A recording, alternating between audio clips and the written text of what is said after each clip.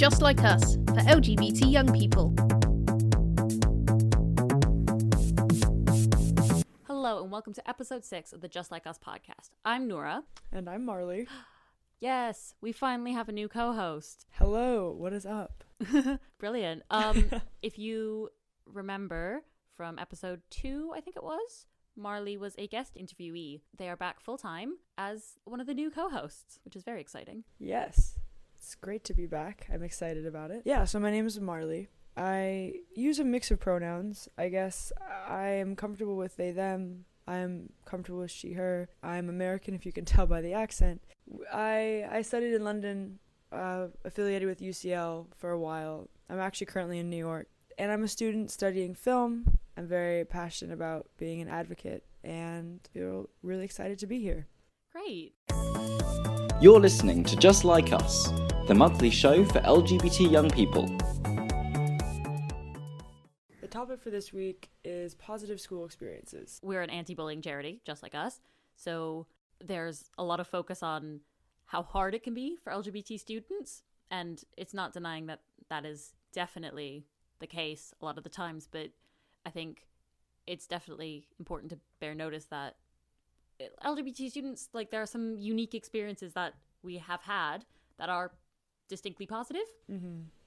100%. We've talked to a lot of people about their own positive experiences, and we've got short little snippets of people's own experiences. One of our interviewees, Felix, mentioned that their school went from telling them not to hold hands with their girlfriend in the corridor to having an LGBTQ community and their lesbian head of year bringing her wife to their leaving dinner. Oh, that's really cute. Yeah, Felix just mentioned this especially because they are from a school with a very strong Christian background, and I would say that is a pretty adorable story. And also, I'm just like thinking about me kind of when I was younger, and if my principal were to bring their same-sex partner to school, I think my mind would have just been blown.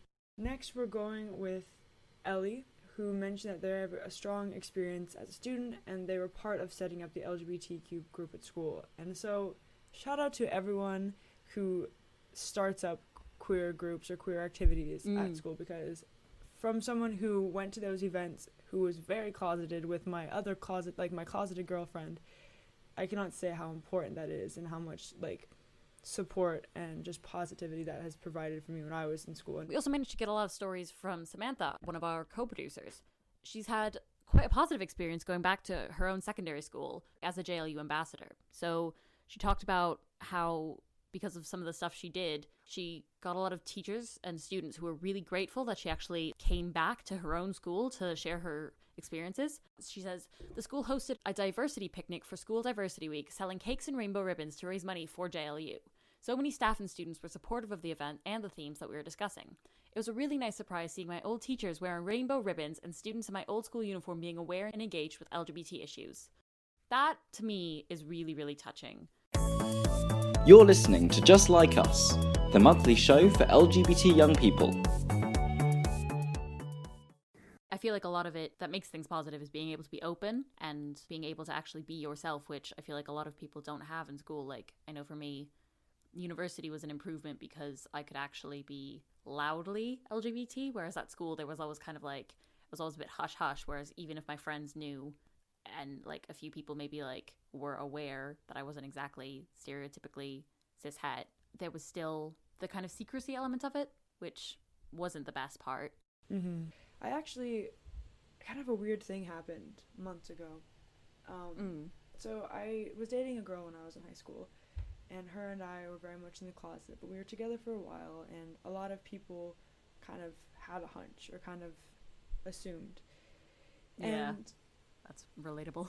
yeah, and so when I was in freshman year, like halfway through the year, I got this text from this girl who I went to school with, and she was like, hey, sorry to kind of bother you, this is kind of random, but were you and so-and-so together in high school? And this is me being out and being away from school for a while, and I was like, yeah, like, we were together, we just didn't really feel like we were in the right place to come out, there's just some stuff going on.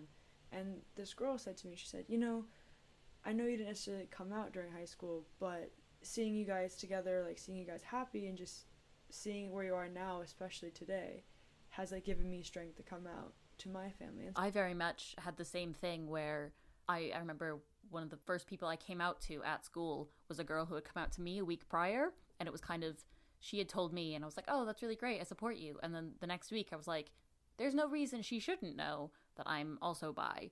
And so I came out to her, and it was this really great thing that we were both queer, and like with her help I was like, oh wait, these people know you're LGBT, I could also come out to them. And so like through other LGBT people, I guess for me at least, I came out to even more people who were supportive. And I think it's one of those things that people joke about where you're not really sure, there's always a group of friends where you're not really sure why you're all friends, but then you look back and years later you realize, oh, we were all gay. Well, I think that's why people like Ellie, for example, who are starting these groups, providing that platform or like kind of this catalyst of like making queer friends in a weird way, because you're just like, exactly, like here's a place, here's a safe space for you. Yeah, I think that's where it comes down to, especially with students, of you meet one person and they're supportive, and then their friends are supportive, and then it's just kind of like a web. And it can be very scary coming out, like the idea that everybody in school will find out you're LGBT, and it's not always safe. But